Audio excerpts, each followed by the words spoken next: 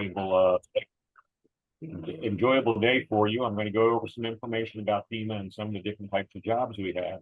Because the thing that I like to share with people that we don't know what we don't know. And one of the things I learned after I got to work with the federal government and working with FEMA is I didn't know all the different types of jobs that were out there. I'm not talking job titles like an HR specialist or a finance specialist or a emergency management specialist. I didn't know that federal jobs weren't only GS jobs. And there's so many other opportunities, some of which are a lot easier to transition into if you understand the process. And then I also like sharing how to build that federal resume, because when you come to work with a federal agency, that standard one-page resume that you're used to providing to a prospective employer, it doesn't have enough information to qualify you for the job. So you have to learn how to write that resume specifically to get the job you're looking for. So I'd like to share that information because I hate seeing people thinking, okay, I got a great resume, it's a great one-page resume, I'm ready to move forward with it, and then they don't get a phone call, they don't get the interview, they get frustrated. Because I was one of those people too until I started to learn how to do the process. So I'm going to share that with you. I'm going to start by sharing my screen, and we'll move forward from there. FEMA is the Federal Emergency Management Agency. We're part of the Department of Homeland Security, and we have a very simple mission. It's to help people before, during, and after a disaster. Everybody in FEMA has a role within a disaster in some capacity. Even me working in the human resources side in Washington, D.C., I still have a mission. And when I deployed to Puerto Rico last year, I was actually helping logistics do their mission, because that's where the FEMA needed the help, and I had the expertise in that area. So it really was nice to be able to move around, do some different things when we're responding to disasters. Large organization, over 21,000 employees. One thing I'll share with you is the average age of our FEMA employees is going to shock you right now. 67.4 years old is our average age.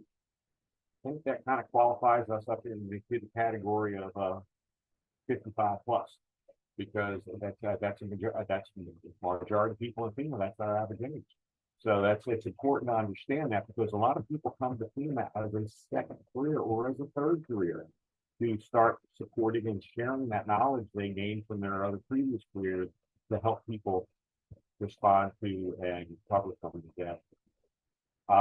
What does it mean when there's a disaster? Well, a couple things have to happen in order for it to be truly considered a disaster and for FEMA to legally be involved. The first one is the governor of that state or the territory leader or the tribal leader has to request assistance from the federal government. They have to request assistance from the federal government, and the president has to approve it. Until that happens, we're not part of the disaster response. We have to have that approved before we're allowed to be involved in it. That's the law. So it's not just as simple as, oh, I see that an earthquake hit here, or I see a tornado hit here, and FEMA needs to be rolling right now. No, we have to wait till we're asked to come and play. So it's important to understand that. Kind of like when we were all younger and we had to get permission to go have dinner at a friend's house. You had to ask to get permission before you were allowed to do it. But it's the same way. You have to get that permission from the president to be there. He has to get it by the leader of that state. We only do the 54 states and territories, and you don't respond to disasters in other countries. So that's important to understand as well. But when that disaster occurs, there's two different phases to it. The first is the response phase. That's when we go in and coordinate all the operations and logistical support to help that community start to rebuild. That's us, the small part of our mission. And one of the reasons I share that is because a lot of people think, well, I haven't seen anything in the news. There's nothing going on that FEMA is doing right now. Well, we also are involved in the recovery phase, which is long term. I'm talking years, folks. I'm not short term. Hurricane Sandy, New York and New Jersey area, 12 years. We're still involved with Hurricane Katrina down in New Orleans. When I went down to Puerto Rico last year, it wasn't just responding to Hurricane Fiona. We were still dealing with Hurricane Maria from 2017 down there. So they're still recovering from that. So FEMA's there for long term on these missions, so it's important. I think it's important to share that and understand that, because sometimes where you might get the opportunity to go and support might not be the area you were thinking you were going to be. When I went down to Puerto Rico, I thought I'd be supporting Florida. I didn't realize they had as much damage as they did in Puerto Rico, and that's where they ended up sending it. Where are we located? Well, our headquarters is based right out of Washington, D.C. here. So it makes it very convenient for the full-time positions, because the full-time jobs would be, they're all throughout the country, but a majority of them are going to be in the Washington, D.C., Hyattsville, and Winchester areas in our geographical area. So we're in a good location for anytime like federal government. Like I said, we also have 10 other regional offices throughout the country. So we have some offices in each one of these color-coded regions, and then some smaller joint field offices within some of those regions that we support out of as well. So like I said, there's a lot of opportunities for positions throughout FEMA.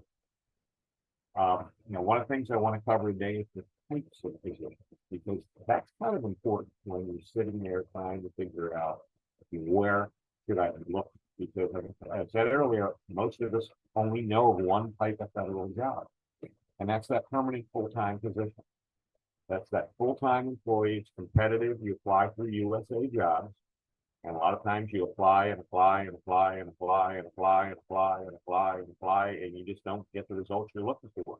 Well, that's why each federal resume workshops, because I want you to understand the process rather than just try and guess, because we only know what we know, and what I've learned about applying for a federal job is light years beyond what I was there for.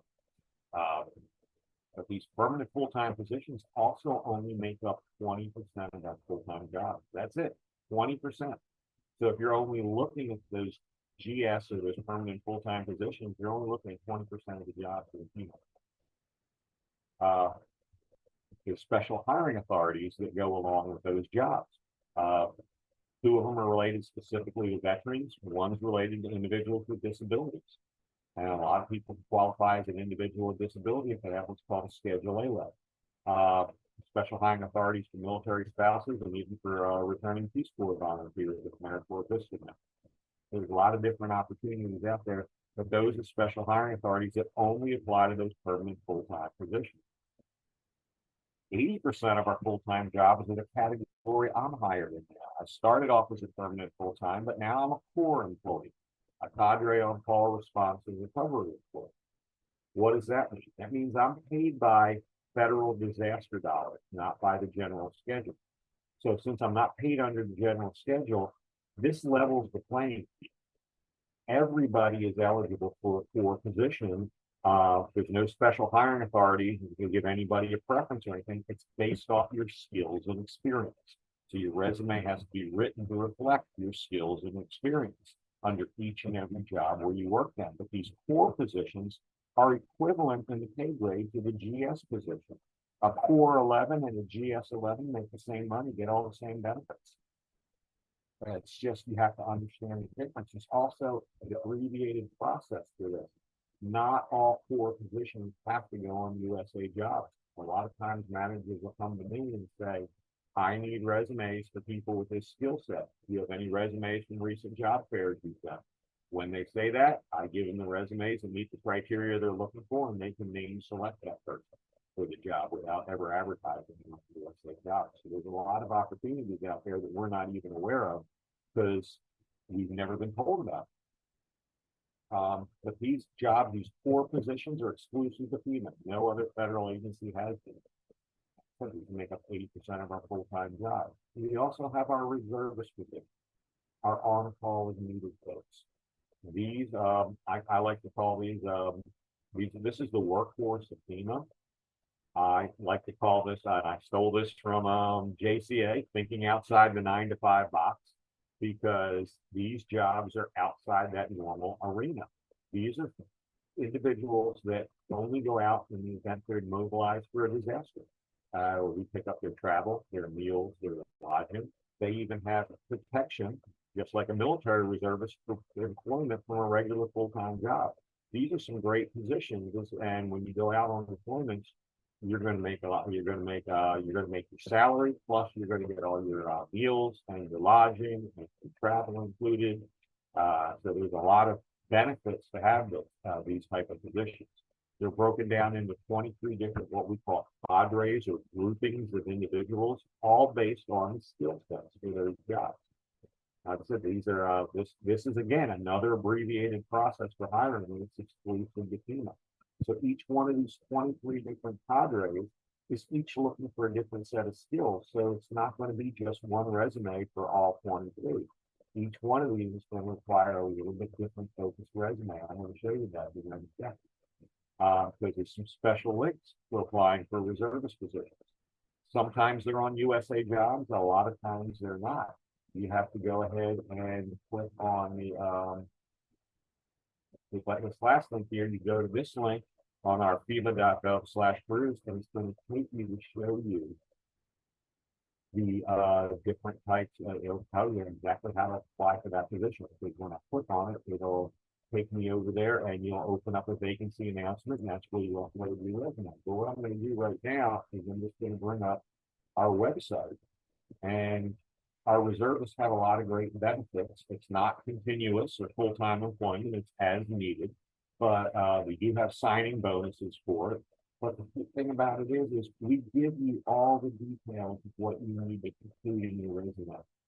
We tell you the skills we're looking for in each and every vacancy. Except all 23 are here. So if someone's looking for a position in, let's say, human resource,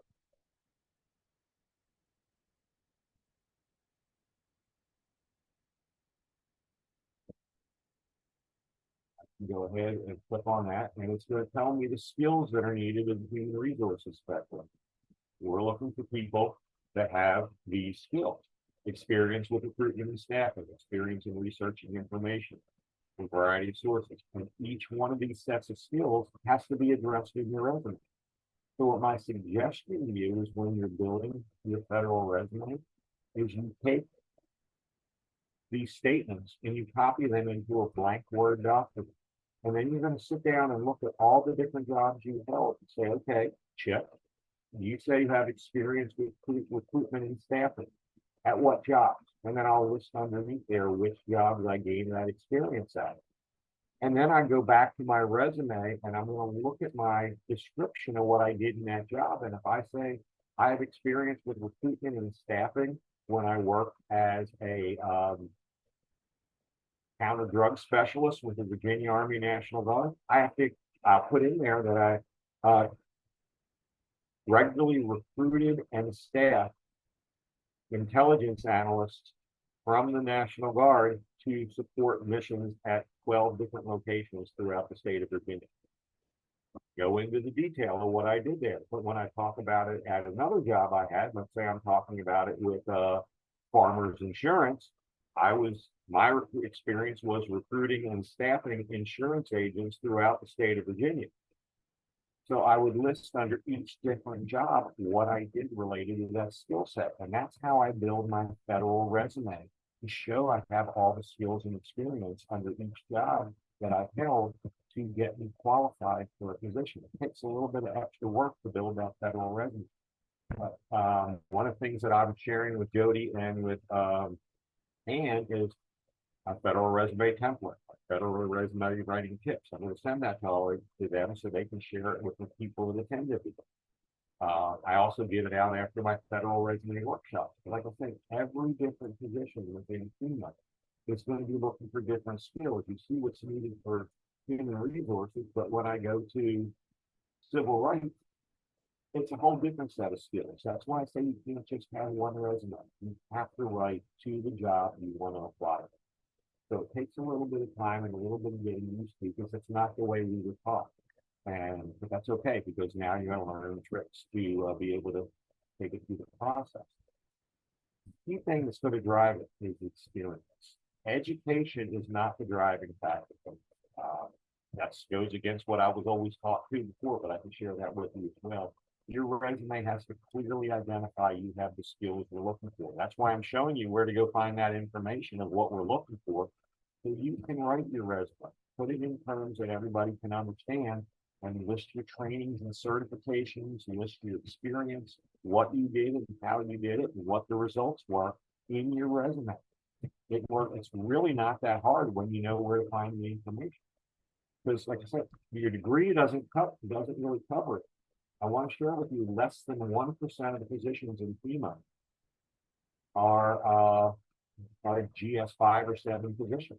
Less than 1%. Bachelor's degree only qualifies you at that level. Master's degree gets you to a GS9. PhD or a secondary law degree is a GS11. But most of the positions you're going to see on FEMA are GS11 and above. That doesn't mean we only hire people with doctorates. That means your experience is what's going to drive you, not the degree. When I started with FEMA, I was hired as a GS11. I only had a bachelor's degree.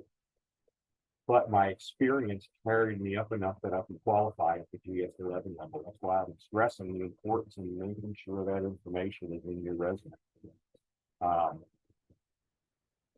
I said, there's a lot of ways to get experience. Volunteering is experience that counts on a federal resume, whether it's the Red Cross, Meals on Wheels, state emergency management agencies, or anything along like that. Anything you've done counts as experience, even supporting your children and your grandchildren as a volunteer. That experience counts because those are skills that are translatable to the job market. We also have a program called AmeriCorps for 18 to 26-year-olds that I talk about. This is good knowledge to have to share with family members that might be struggling and look for something. I can provide information on that as well. But the key thing I want to get to is the resume. Your resume is what I call a paper resume. Understanding what type of resume you need by the type of employer is important. Most corporate employers only want the 1-page resume. Federal government wants 5-page resume minimum, 5 to 7 pages. But your resume, why I call it a paper interview, is we showed you what skills we're looking for on job announcements. We're telling you what needs to be in there. Think of it as truly as an interview, because if I'm sitting there and let's say Jody's the one that's applying for the job, and she sees the list of all the skills that we need and she doesn't put it in her resume, that's the same as not answering those questions in a face-to-face interview. You're not going to do well if you don't answer the question. So that's why I call your resume a paper interview. You have to make sure that the skills we're looking for are clearly listed in your resume. Nobody's going to guess, well, I think you have those skills. No, if it's not there in black and white, you don't have that. So please make sure you do that when you think about that when you're writing that resume for that federal job. It's going to be very different. Like I said, you got to go into details. All about the details. What did I do? How I did it? What are the results? Really go in there and cover those experience statements that we have in our vacancy analysis. I'm going to show you where some are in a full-time announcement too. You have to get that information in there and get yourself considered for that position. So it's not going to be 1 page long. On YouTube, there's a link on how to write federal resumes from the Office of Personnel Management. I'll send that link as well. But everything needs to be there to really make sure that you're going to be the one if it's that interview. That resume is what gets you the interview. Now, what happens once you turn that resume in? I'm not going to actually write a resume if you I don't have time for that, but I'm going to share some knowledge with you. A lot of people think a computer looks at your resume, not with FEMA, not with federal government. Your resume is looked at by a human resources staffing specialist. They read every resume that's submitted for that vacancy. They're trying to determine who meets those minimum qualifications that were listed in the vacancy announcement. That's why it's so important to include it in your resume. If you don't meet the minimum qualifications, your resume doesn't move forward. It doesn't go over to the hiring manager. Hiring manager is going to read the qualified resumes and determine who they want to conduct interviews with. They don't have to interview everybody. They only interview the people they feel are going to be a good fit for their team and have the skills that they're looking for. So your resume has to make it through those 2 live person hurdles before you even get phone call about their interview. So it's important to understand that by the time you're talking about a job. Specialized experience is critical because it's something you can't learn in just a year. It's something you have to have ingrained in you. And it even says in vacancy announcement at least 1 year of specialized experience. And it's not going to be the same for every job, even if the job title is the same. I could look at 3 different HR, human resources positions. Some I'm qualified for, some I'm not. I'm qualified for the staffing and the recruiting one. Comes to benefits, I'm not a benefits expert by any stretch of the imagination. I could not do that job. I don't know how to do payroll. That's not my experience level either. I don't know how to do some of the other computer stuff that's out there that's related to it. That's out of my lane. But all those job titles are all falling into the resource. So it's important to read each announcement to make sure you have the skills for that job. And again, a lot of this is all going to be done through USA. You'll see I have the FEMA.gov/careers link here, and then the USA job. So take a screenshot if you want to, because that way you have the thing. But the thing I want to share with you is these vacancy announcements are intimidating, but I'm going to show you some tricks in order to be able to help navigate it a little easier. Make sure you're in the right position. The first thing I want to show you is you can set up searches. Right now, this is set up to only show me jobs with the Federal Emergency Management Agency. If I want to look in a particular city or state, if I want to look in, if I just want to look at Hyattsville, Maryland, I can go and look at Hyattsville, Maryland, and see there's 27 jobs related to Hyattsville in the Washington, D.C. area. Good thing. If I want to look at, say, okay, if I want to look at just Winchester, Virginia.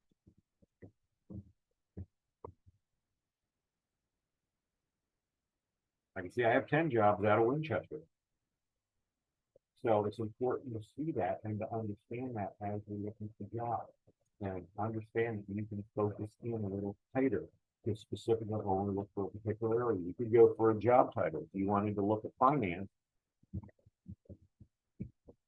we don't have any finance vacancies right now, so it's okay. So then I can't do finance, but what if I want to do grants management?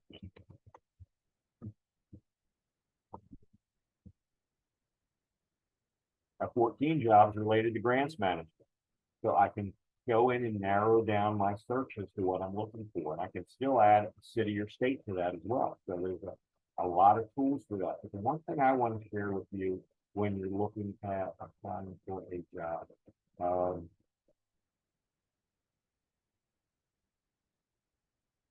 you can see we have 181. Sorry. Let me get back to FEMA. I hit a wrong button there. I have these 83 jobs at FEMA. Now, the other thing I'm going to share with you is learn how to use these filters on the side, because some jobs you're eligible to apply for, some jobs you're not. If you're not an individual with a disability or you're not a veteran, you're not eligible to apply to those jobs that are specifically catering to that. If you're only open to the public, then do yourself a favor. Click on that link and only look at those 45 jobs, because you can't apply for the other ones. You can try, but it won't let you finish it. And you'll spend a lot of time applying for a job you might not be eligible for. Like I said, it's important to understand that and learn that. Sit there and say, okay, I also want to look at DC. There's only one with the job in the District of Columbia that are open to the public.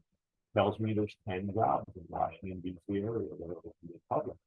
And then I can sit there and look at to see what I want to apply to. And it's a reservist job, there's some GS jobs, there's even a core job, like the IC position. But you have to decide which one you want to apply to. And then you're going to go in and you're going to look at that vacancy. I'm just going to put this one out here. And just to show you an example of this job that is in the public, it's accepting applications still. You don't start right away by clicking on apply, because we have to build our resume to this announcement. I'm going to show you where within the job announcement you're going to do that. And I'm going to scroll down here and I'm going to look at the typical duties. And I'm going to see what typical duties are included in that job. And I'm going to write my resume to make sure it says that I know how to supervise security specialists at each job where I did it, how to interpret and apply personnel security policies and guidelines, And I'm going to have to make sure that that's in my resume, that I'm not done just here. This is the first place I do that. So I would copy these, like I said, into a separate Word document and figure out which jobs that I have where I did that. Then I'm going to scroll down a little further under the requirements and the qualifications. And I'm going to look at this section.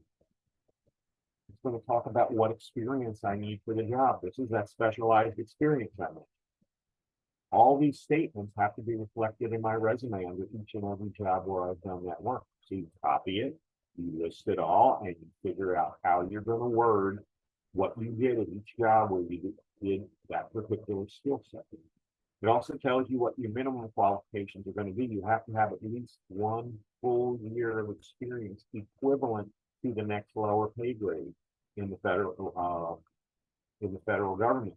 But the job doesn't have to have been a federal job. It could have been a private sector job. It could have been a volunteer job. You just have to have experience at that level. It doesn't have to be with the federal government. But you're going to do that same homework assignment. I'm just going to pull up my Word because I have Chip, can I ask you, some people are having difficulty hearing you. Sorry. They said it's a little muffled. Is it possible you can turn your volume up and, Can you hear me now? Can you hear me better now? Oh yeah, I think that's better. Everyone. Okay, I'll talk a little louder. I was trying to be a little quieter, but okay. But okay, thank you. is, like I said, you copy those specialized experience statements in, and then you just list your jobs that you held underneath them or what you did, where you did that. And then, like I said, this is not your resume. This is your homework to write your resume. Because I'm going to go underneath each and every one of these jobs where I work, and I'm going to list what I did related to that skill, coordinating response and recovery from a disaster or emergency situation that required work with state, tribal, local, or territorial governments. And my statement under each one of these jobs is going to be slightly different because it's going to be catered to what I did at that particular job. So, like I said, this is the homework we have to do up front. And I wanted to share that with you because when we're doing this vacancy announcement, we're also going to see another section that says how you will be evaluated. We tell you right here, we're going to look to see if your resume matches what we were looking for in that vacancy announcement. You have to meet the qualifications as above. And there's even a link in here that they recommend you preview all the online questions for the vacancy announcement before you apply. So I click on this link and it opens a whole nother window. And it's going to have some generic questions in there in the beginning, which I really don't need to know about. But then it's going to have some specialized assessments under the assessment section. The assessment is where I'm talking about. And it's going to ask you, but I want you to look at the second question. Please indicate where and when you gained the specialized experience listed in the vacancy announcement. In your response, you must include the area of specialized experience, the place of employment, and the specific dates, month, day, and year to month, day, and year where you worked at that job. Well, it doesn't tell you what they are at this point. You have to already know it because they don't tell it to you the second time. Once you started applying, you don't see that again. So I used to panic when I got here trying to remember, but once I learned how to do the homework, all I did was open up my specialized experience statement and I could copy it all right in because I've already written it in the format they wanted, and I used that to build my resume. So I knew my resume is going to match my answer because it says your response must be supported by your resume. So what I basically covered here is I'm showing you it's not that intimidating or scary to do this because we give you all the skills that you need to show us in your resume. So you can write your resume to reflect what you've done to match the skills for the job. So every job you would look for, you should go through the same homework assignment and work on building your resume to put that together. And it's not scary once you look at it and understand the way it's doing. It's very difficult when you're trying to guess how to do it. So what I'm going to do right now is I'm going to stop sharing my screen because that's everything I wanted to cover with you guys today. And I want to give you guys a chance to ask some questions before my time is up. And I move on to the next workshop. Okay. I'm just seeing here. Just put in, yes. If anyone has questions for Chip, please put them in the chat and please direct them to everyone so I can if I can see them. Let's see. Okay, this is a question, from, an individual. Does FEMA hire former federal government employees? Yes, we do. Okay. On the full-time and reservist side.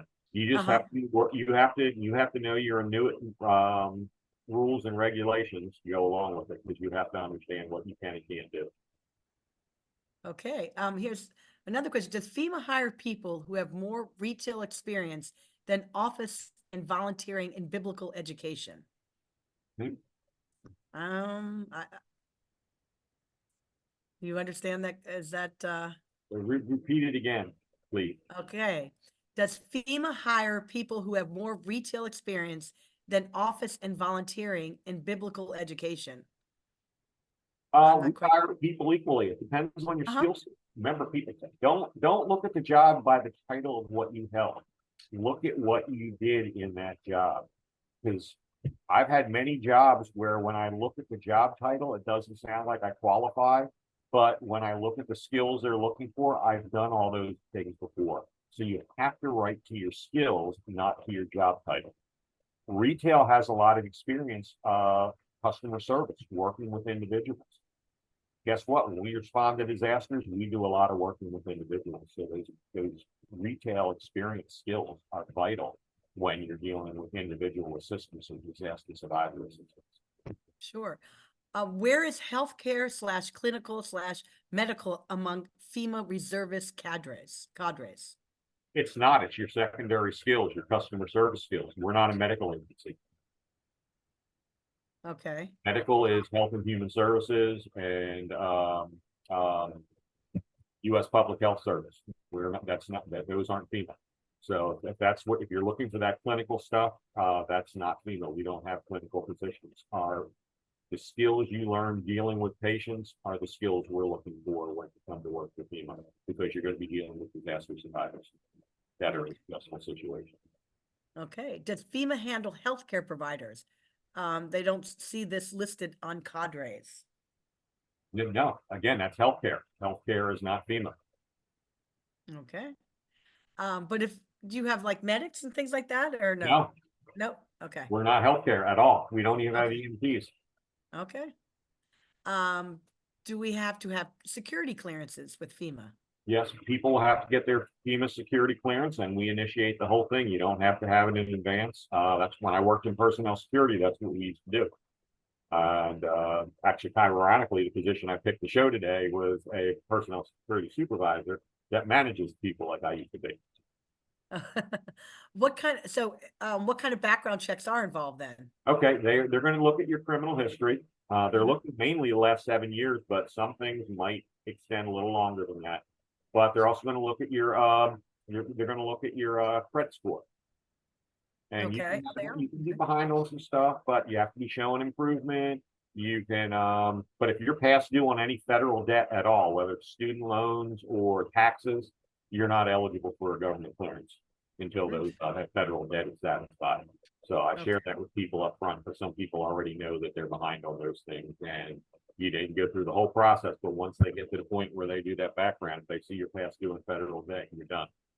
Okay. How far back can you note your experience? I have very extensive experience in certain areas, but they're further back in my years of experience. Hold on.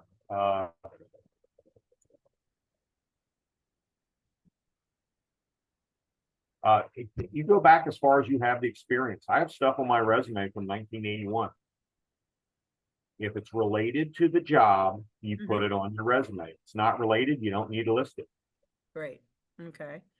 And I see How someone good? sent me a private. Do I have to use a resume or a CV? You have to use a federal resume. Federal government requires a federal resume. A CV doesn't cut it. A standard one-page resume doesn't cut it. You can build your federal resume through USA Jobs. You have to have a federal resume, because otherwise you're not going to meet skills, and resume is not going to reflect the other skills required to do the job. How does Schedule A work? Schedule A is a letter from your healthcare provider or occupational therapist that says you have a severe psychological physical or mental disability, and you're qualified under the CFR under that category. That's all the letter says. You have to have that letter. You submit it in with your federal resume through the vacancy announcement for an individual with a disability, and they'll factor that into considering you for a position. Okay. Someone asked, Chip, you posted a job on LinkedIn this morning, and is it still available? I don't know. I'd have to click on the link itself and open it and see if it says they're accepting applications. I don't even see jobs until they're posted on USA Jobs. So I don't have this inside track to be able to find stuff in advance. I don't know, I know that I have a person that's leaving my section in a couple of weeks that I'm going to fill, but that's the only one I know of. And but that's that we don't find out about jobs until they're already posted. Here's another question. I never worked for the federal government, but I worked about 20 years in accounting/audit. This person was thinking about the IRS. I think that might be a good place for them. Are there other accounting and auditing positions with FEMA as well? Oh, yes, we do. We have finance positions. We have auditing positions. We have a whole investigative section on financial crimes. Not that big, it's only 11 people, but that we have that section. Also, if you have a finance background, you might want to look at Small Business Administration, because they work very closely with disasters to help people fill out those grant applications for through the Small Business Administration. So there's a lot of skills that cross-correlate and work with FEMA on that. Right. Do you recommend obtaining specific certifications such as CPR? You can. I always recommend somebody learn CPR. That's just me, because I do have a healthcare background. But I will also say that it's not required. We don't have to regularly go and get recertified with for CPR in FEMA. That's not. Again, we're not a medical organization. It's not in our lane. Okay. Can you use a SF50 for specialized experience? You can, well, yeah, when you apply with the federal vacancy announcement, and you apply for that job on USA Jobs, they're going to have you upload your SF50. So that's part of the supporting documents, but you still need to list in your resume what you did. Just because you held a particular job skill doesn't mean you have the same experience in that job as somebody else. So you have to write in your federal resume your experience in that area. A big example of that is somebody who was in supply and logistics might have used a barcode scanner every day as part of their job, logging stuff in and out of the loading dock. But if the vacancy announcement says you have to have experience with a barcode scanner, if you didn't list in your resume that you have experience using a barcode scanner, nobody's going to assume you used one in your job. You have to list that you had that skill. So the SF50 is not going to go into that level of detail. It's just going to show that you had that job series. But that doesn't mean you have the skills in that area. And Chip, you're still doing your FEMA your resume workshops? Yep.